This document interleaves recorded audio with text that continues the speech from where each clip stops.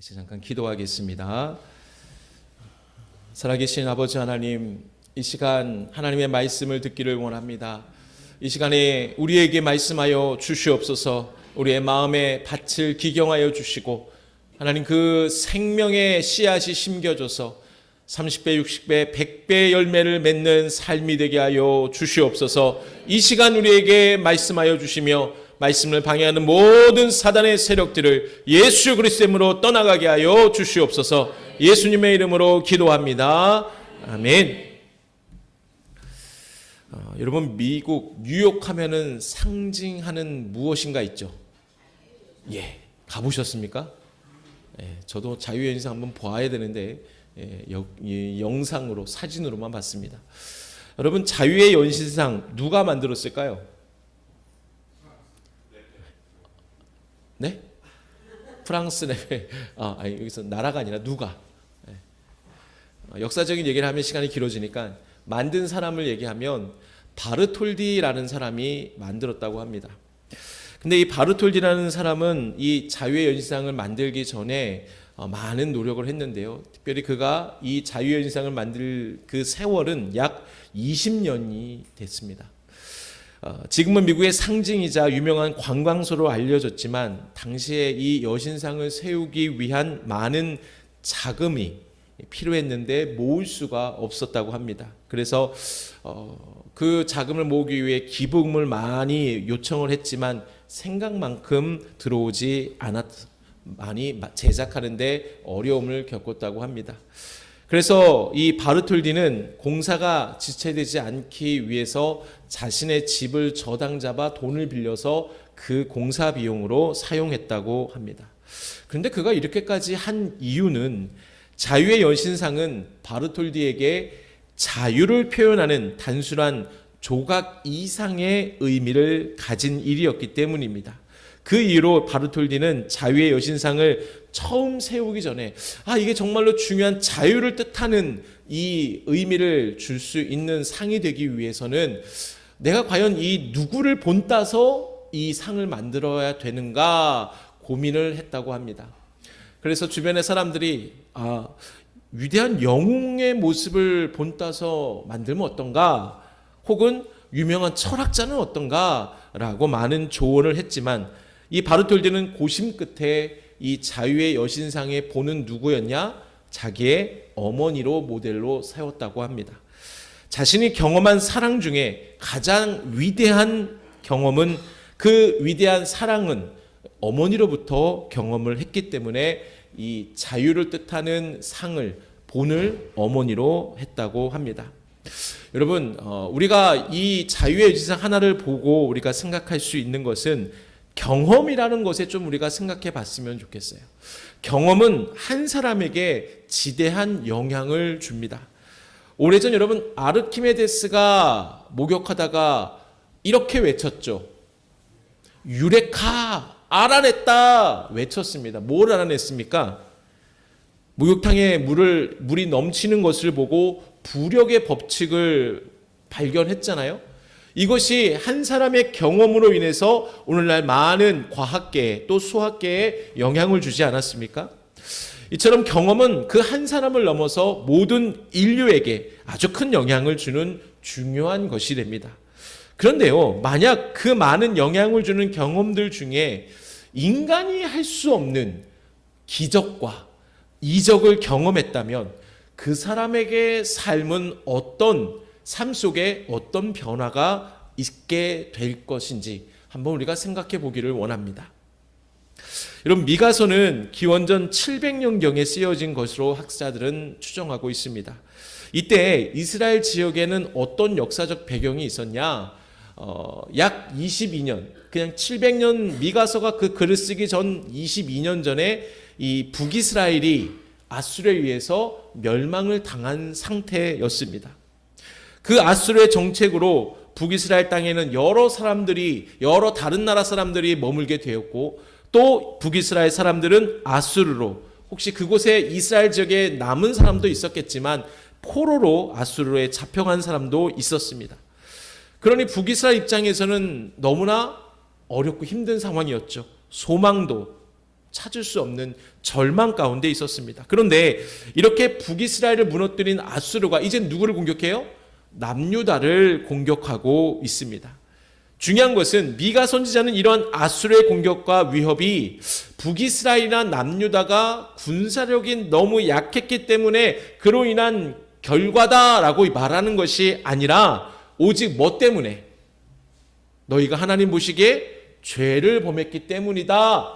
너희가 이렇게 아수르에 의해서 계속 공격을 당하고 위협을 당한 것은 너희가 지은 죄 때문에, 죄에서 돌아오지 않았기 때문이다 라는 것을 미가서의 말씀을 통해 계속해서 주고 있는 거예요. 이러한 죄가 만연한 상태를 7장 전반부에 보면은 이렇게 미가는 소개하고 있습니다. 경건한 자가 세상에 끊어졌다. 두 손으로 악을 부지런히 행했다. 그들 중에 가장 선한 자라도 마치 우리를 찌르는 가시와 같다. 아들이 아버지를 멸시하며 딸이 어머니를 대적한다. 이렇게 표현하고 있는 거예요.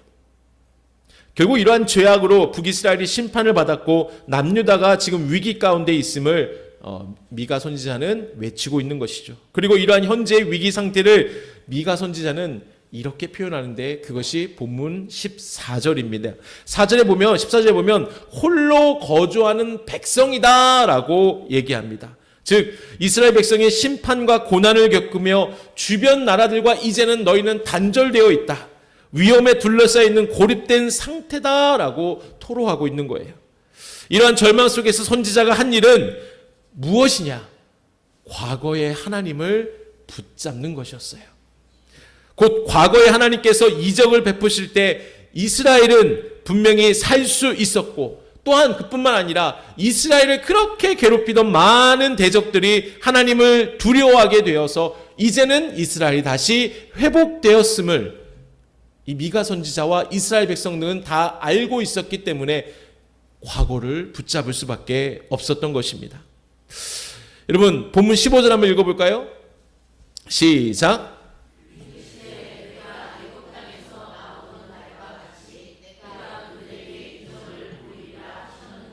아멘. 자, 미가 선지자가 과거를 붙잡았어요.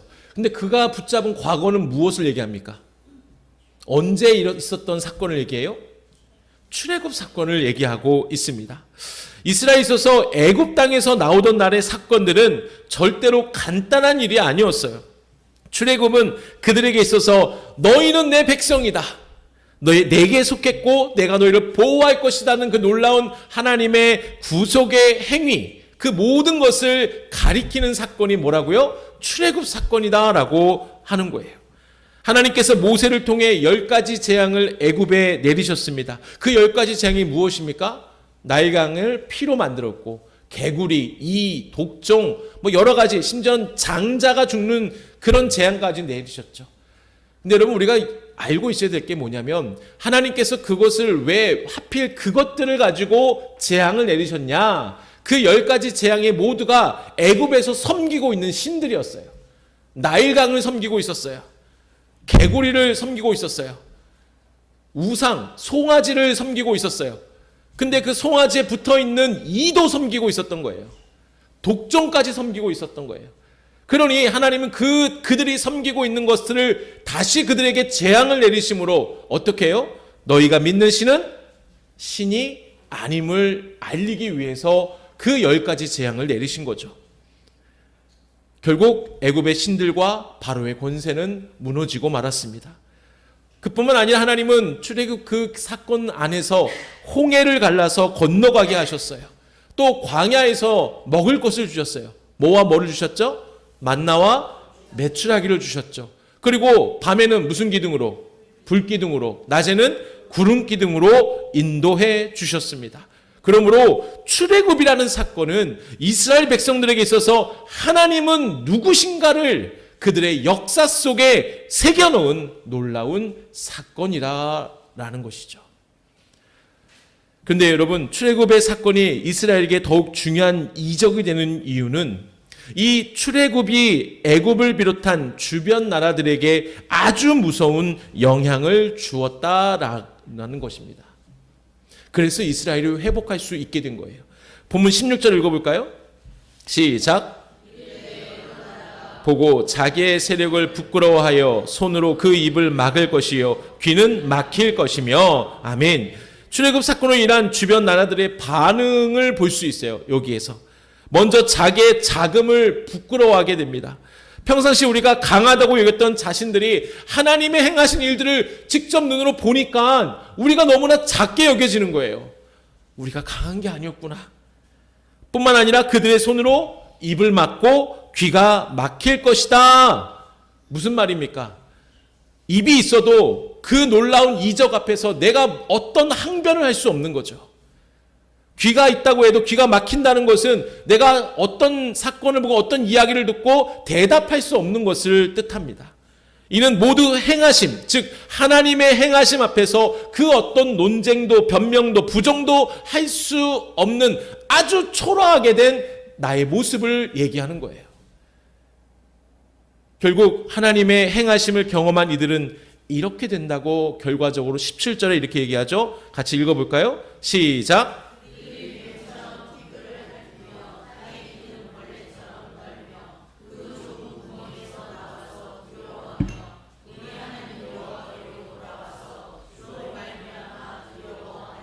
아멘. 하나님의 행하심을 경험한 나라들이 두려운 마음으로 자기들이 뭐와 뭐가 된다요?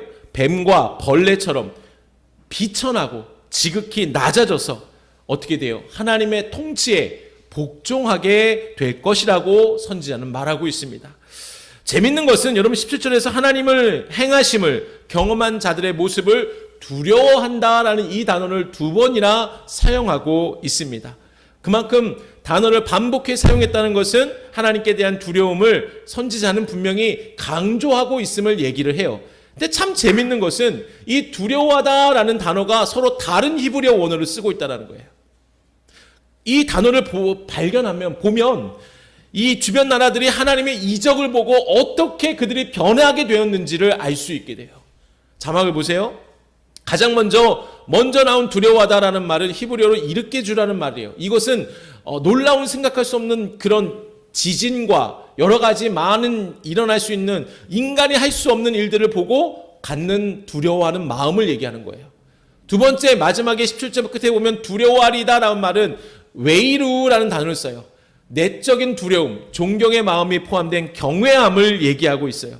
무슨 말이냐? 여러분 단계로 생각을 하면 돼요. 하나님의 이적과 놀라운 기적을 주변 나라들이 봤어요. 그러니까 내 마음속에 일으켜 주 두려워하는 마음만 생기는 거예요. 그냥 하나님에 대한 두려워하는 마음. 근데 이제 시간이 지나다 보니까 그 두려워하는 마음이 하나님을 경외하는 마음으로 바뀌게 된다는 거예요. 왜? 나는 하나님 이 놀라운 이적과 기적 앞에 아무것도 아니다라는 걸 깨닫게 되니까 그 안에서 뭐가 발견돼요? 나의 잘못, 나의 연약함이 발견이 돼요. 근데 그 연약함으로 나의 잘못으로 그 하나님께서 나를 벌하시는 게 아니라 나를 용서해 주세요. 그러니까 그 인자함의 하나님을 경험하니까 내가 하나님 앞에 경외하는 마음으로 바뀌게 됐다는 거죠. 이게 두려워하다 두 단어의 의미입니다. 여러분 이해가 되십니까? 그래서 우리는 살아갈 때 무엇을 살아가야 되느냐? 이들이 왜 하나님 앞에 두려워할 수밖에 없었냐? 그동안에 자기들이 믿는 것은 사람이었지 나라의 힘, 국력이었지 하나님이 아니었어요. 근데 그런 하나님이 나타나서 이적과 기적을 행하시니까 두려워하는 마음이 가득 차게 된 것이죠. 여러분 우리가 뭘 기억해야 됩니까? 세상이 여러분을 두려워하는 환경과 여러 가지 많은 사람들이든 문제든 그걸 두려워하지 마세요. 우리가 두려워할 분은 누구라고요? 하나님이에요. 믿으십니까? 근데 저는 오늘 말씀을 통해 지금의 문제, 환경, 어려운 문제들을 해결받기 위해 과거의 하나님을 붙잡으라라는 이런 얘기보다 다른 걸 좀 나누고 싶어서 이 말씀을 본문으로 하고 있는데요. 오늘 말씀의 제목 한번 읽어볼까요? 주보를 보시면 말씀의 제목 시작. 여러분 이적을 경험한 자들에게 마땅히 나타나는 자세가 있다라는 거예요. 오늘 우리가 방금 본 것처럼 주변의 사람들이 그렇게 하나님의 이적을 보고 나타나는 변화가 있었어요. 출애굽을 경험한 이들이 하나님 보시고 하나님을 보고 두려워하는 마음과 경외하는 마음을 갖게 되었습니다. 여러분, 이것은 마치 공식과도 같아요. 하나님의 이적을 경험하게 되면 그들 마음 가운데에 하나님을 두려워하고 경외하는 마음이 생길 수밖에 없습니다. 그렇게 하나님을 경외하는 삶으로 살아가게 된다는 것이죠. 그런데 여러분, 우리가 하나님을 경외하기 전에 반드시 이것을 경험해야 되는데 그게 뭐예요? 하나님의 이적이라고 계속 제가 말씀을 드립니다. 여러분, 일반적으로 교회를 구성하는 사람들을 성도라고 부릅니다. 맞습니까? 성도는 무슨 뜻이에요? 그렇죠. 거룩한 무리라고 부릅니다. 그러면 내가 진짜 성도라면, 그렇게 믿는 사람들은 반드시 이러한 공통된 놀라운 경험을 갖고 있어요. 그것이 뭐야? 18절의 말씀이에요. 같이 읽어볼까요? 시작.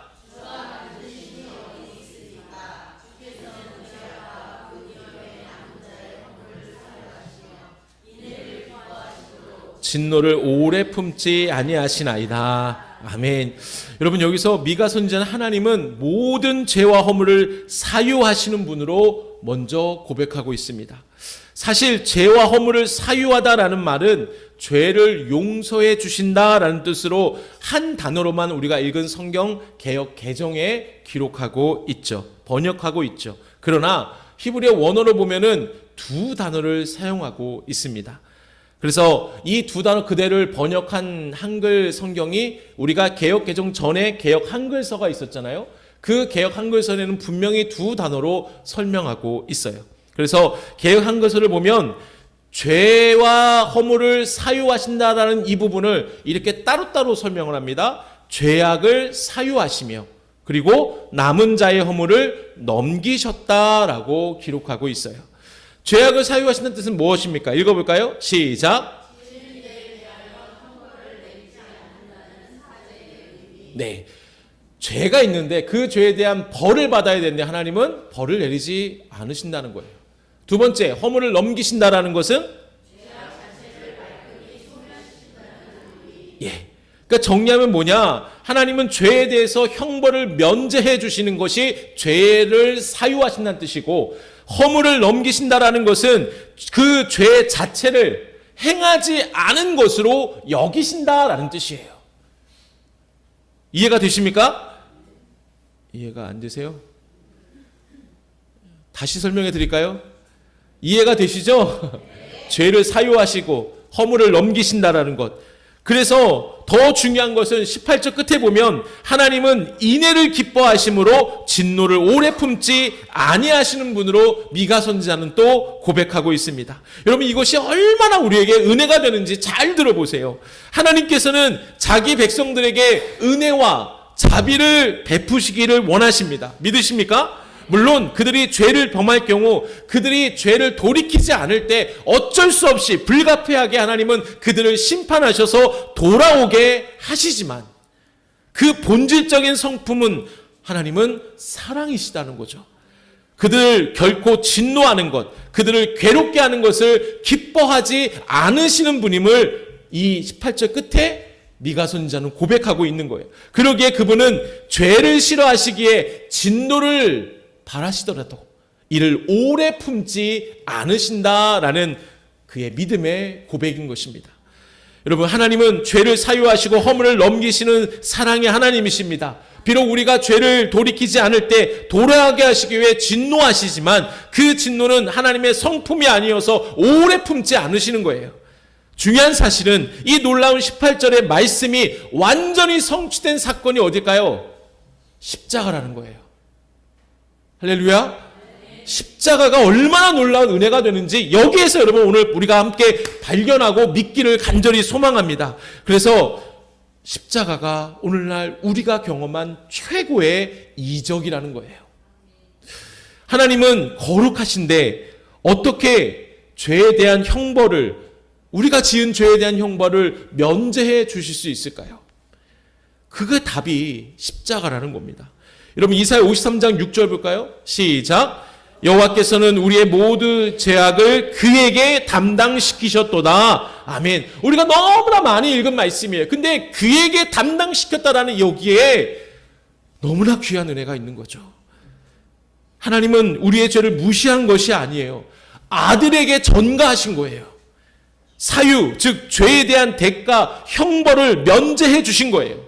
그러므로 십자가는 죄에 대한 사유하심이 공짜가 아니라 가장 비싼 대가를 치른 은혜가 십자가라는 거예요. 할렐루야. 그리고 허물을 넘기셨다? 그 죄악 자체를 행하지 않은 것으로 여기신다는 것은 하나님께서 그 사람의 죄를 눈감아 준다는 뜻이 아니에요. 대속의 장소인 십자가를 바라보시며 넘겨주신 거예요. 그리고 인애를 기뻐함으로 진노를 오래 품지 아니하시는 하나님에서 우리는 더욱 놀라운 십자가를 발견하게 되는데, 여러분 인애라는 말을 좀 자막으로 볼까요? 인애라는 말은 무슨 뜻이에요? 은혜, 자비라는 뜻이죠. 근데 그 중요한 의미가 무엇입니까? 언약에 기초한 희생적 사랑을 얘기하는 거예요. 그러니까 인애는 상대가 언약을 깨뜨려도 내가 그 대가를 다 치러주겠다라는 의미가 담긴 단어가 인애라는 거죠. 여러분 기억나세요? 구약시대 때 언약을 지킬 때 어떤 행위를 한다고 했죠? 짐승을 가져서 짐승의 반을 잘라서 그 언약을 맺는 사람 두 사람이 그 짐승 반 사이에 왔다 갔다 한다고 했잖아요. 무슨 의미예요? 누구 하나라도 언약을 지키지 않으면 이 짐승과 같이 죽임을 당할 것이라는 뜻 아닙니까? 그러면 우리가 하나님과의 언약을 만약에 지키지 않았으면 그 짐승과 같이 우리는 죽어야 돼요. 근데 하나님은 대신 그 책임을 아들에게 전가시킨 거예요. 그게 뭐예요? 인애라는 거예요. 인애. 할렐루야. 여러분 우리가 여기서 생각해 볼 것이 절대로 오해하지 말아야 할 것이 하나 있습니다. 하나님은 분명 죄에 대해 책임을 물으시는 공의로우신 분이시고 죄에 대해 진노하시는 분이신데, 아니 그러면 어떻게 하나님은 진노를 포기하지 않으면서 인애를 기뻐하실 수 있는 것입니까? 라는 질문도 생길 수 있어요. 여러분 이에 대한 답이 이거예요. 잘 들으세요. 그것은 진노의 방향이 전환되었다입니다. 뭐라고요? 진노의 방향이 전환된 거예요. 십자가는 죄에 대한 진노가 없어진 사건이 아닙니다. 죄에 대한 진노가 아들에게로 방향이 바뀐 거예요. 그래서 이사야 53장 5절에 그가 징계를 받음으로 우리를 평화를 누린다라는 이 증거의 말씀이 곧 우리의 죄가, 하나님의 진노가 우리에게 아니라 아들에게로 가게 된 것이에요. 여러분 하나님은 공의로우신 분이기에 진노를 포기하지 않으셨고 그 진노를 십자가로 쏟으신 거예요. 그러기에 우리를 향한 진노를 오랫동안 품지 않으실 수 있었던 겁니다. 그래서 본문 18절을 십자가로 생각하지 않으면 하나님은 그저 죄를 가볍게 그냥 하나님은 죄를 지었을 때 그냥 용서 구하면 그냥 넘어가시는 분이다. 그냥 형벌을 면제해 주시는 분이구나 라고 쉽게 넘어갈 수 있어요. 그러나 십자가와 이 18절을 같이 읽게 되면 그 은혜가 얼마나 우리에게 큰지를 알 수 있습니다. 여러분 십자가는 인애가 값싼 용서가 아님을 증명해 주는 우리에겐 놀라운 이적의 장소임을 믿으시기를 바랍니다. 이 시간 여러분께 질문합니다. 여러분은 십자가의 이적으로 구원받았음을 믿으십니까? 십자가의 대속으로 그 하나님의 자녀가 되었음을 믿으십니까? 그러면 이 놀라운 사실을 믿는다면 여러분 그 증거는 무엇입니까? 이적을 경험하셨다면서요. 그 십자가의 은혜, 하나님의 진노의 방향이 바뀌어서 우리가 살게 되었다라는 놀라운 그 이적을 여러분이 믿고 경험하셨다면서요. 그럼 그거에 대한 증거는 무엇입니까? 앞에서 계속 말씀드렸어요. 그 답은 있죠. 이적을 경험한 사람들, 앞에서 주변에 많은 사람, 이스라엘 주변의 많은 나라들이 하나님의 이적을 경험하고 어떻게 되었어요? 그들의 삶이 어떻게 되었어요? 하나님을 두려워하게 되었다는 거죠. 하나님을 경외하게 되었다는 거죠. 제가 말씀드리신 건 이거예요.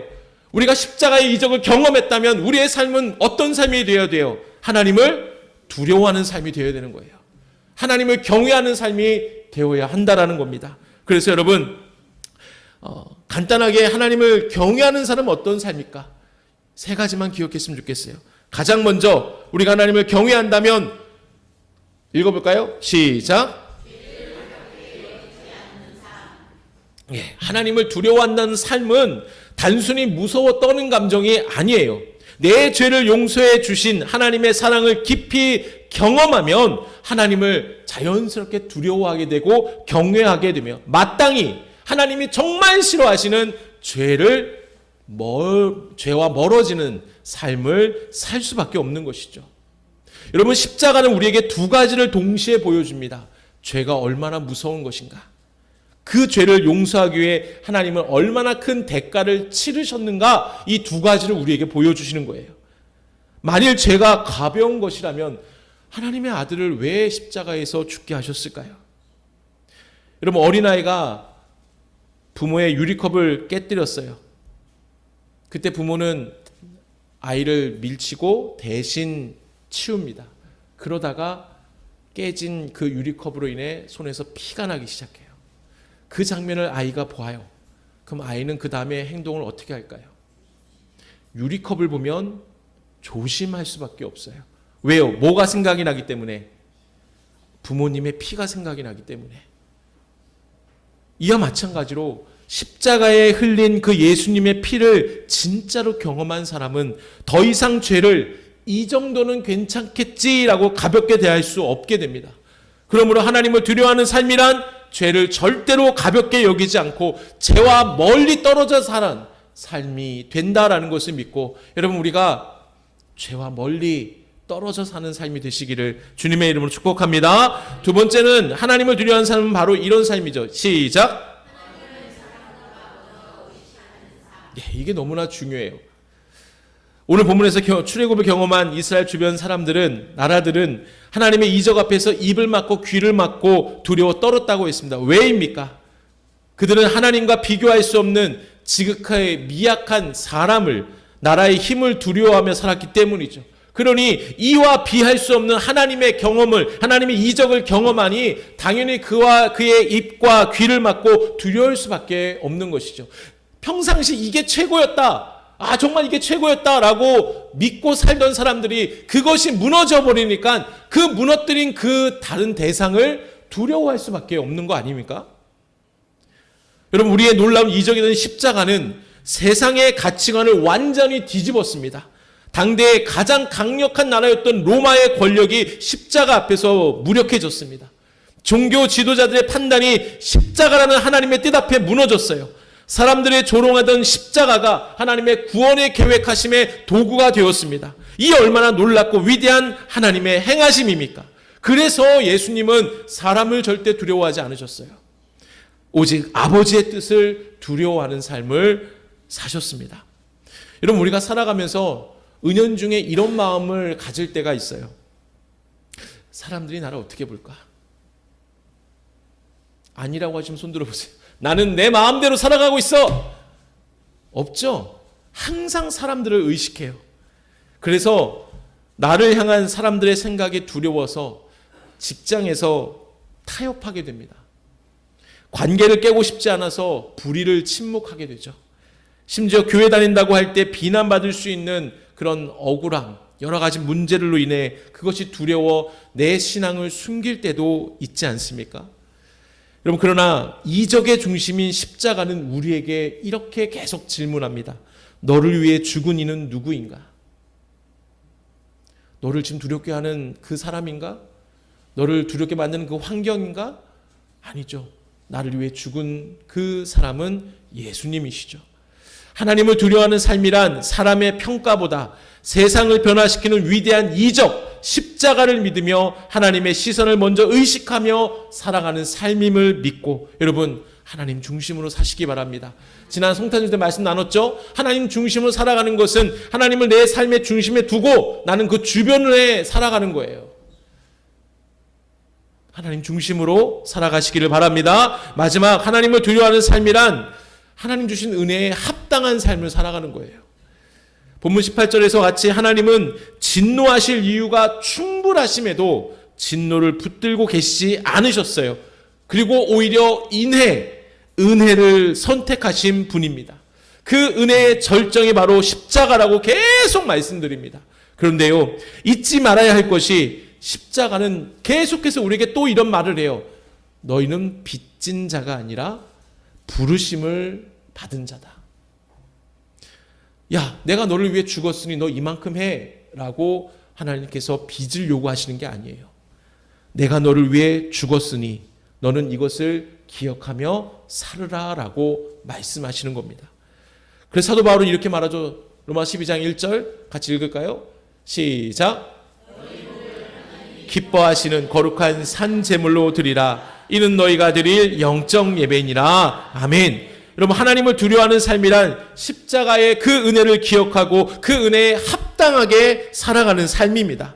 우리는 단지 죄에서 해결받은 사람이 아니라 그 은혜에 응답하며 부르심에 합당한 삶을 살아가는 성도임을 믿으시길 바랍니다. 하나님을 두려워하는 삶, 결국 그 놀라운 십자가의 감격으로 이어지는 신앙이다라는 것을 꼭 기억해야 돼요. 그러기에 우리의 삶이 하나님이 기뻐하시는 거룩한 산 제물이 되기를 소망합니다. 우리의 삶 속에 산 제물이 될 수 있는 게 무엇입니까? 여러분의 말이에요. 여러분의 행동이에요. 여러분의 생각이에요. 그것이 여러분이 어디 있든지 간에, 가정이든 일터이든 내가 큰 이적을 경험하는 사람으로서 하나님을 두려워하는 삶을 살겠습니다라고 믿음으로 고백한 사람들의 말과 행동과 생각 가운데에 선한 영향력을 바라는 하나님의 부르심에 합당한 삶을 살아가야 된다라는 것이죠. 여러분, 우리가 그렇게 살기를 주님의 이름으로 축복합니다. 말씀을 정리합니다. 이적을 경험하셨습니까? 십자가의 은혜가 나를 위한 놀라운 대속의 사건임을 믿으십니까? 이것이 놀라운 기적이에요. 그러므로 이적을 경험하셨다면 하나님을 두려워하는 삶을 사시기를 바랍니다. 오직 하나님만을 온전히 믿고 살아가시기를 바랍니다. 그래서 우리가 하나님을 두려워하는 삶은 어떤 삶이라고 했죠? 죄를 가볍게 여기지 말고 하나님 중심으로 살아가고 은혜에 합당한 삶을 살아가시기를 주님의 이름으로 축원합니다. 우리가 이 시간 함께 찬양하고 결단에 기도하는 시간 갖기를 원합니다. 십자가는 우리에게 놀라운 이적의 자리가 됨을 믿으시기를 바랍니다. 아직까지 내 안에 믿기지 않습니다 라고 하시는 분들, 이 시간 우리가 찬양할 때에 마음의 문을 열고 하나님, 십자가가 나를 위한 이적의 자리임을 믿게 하여 주옵소서. 이 믿음으로 함께 십자가의 은혜를 기억하며 찬양하겠습니다.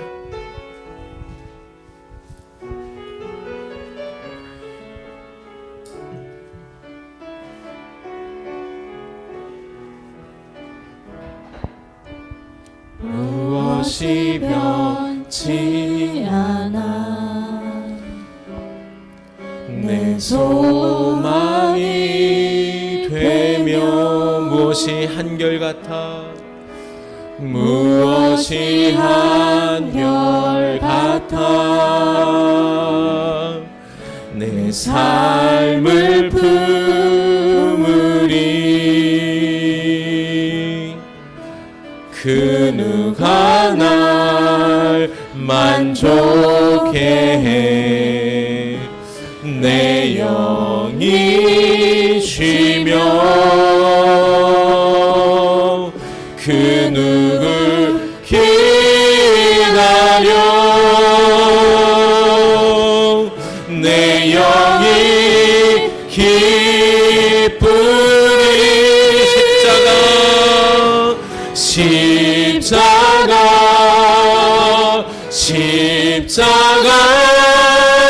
그 그늘 아래 내 소망이 있네 십자가 그 그늘 아래 내 생명이 다시 한번 찬양할까요? 무엇이 변치 않아 무엇이 변치 않아 내 소망이 되며 무엇이 한결같아 내 삶을 품으리 그 누가 날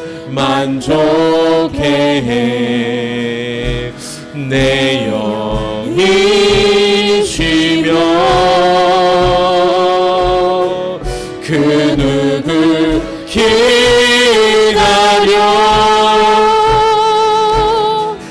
내 영이 기쁨 믿음으로 고백합시다.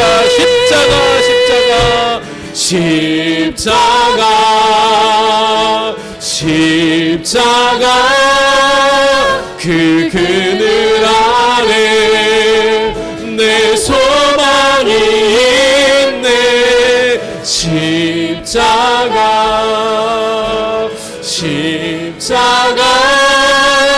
그 그늘 아래 내 생명이 있네. 이 시간 우리 함께 기도하길 원합니다.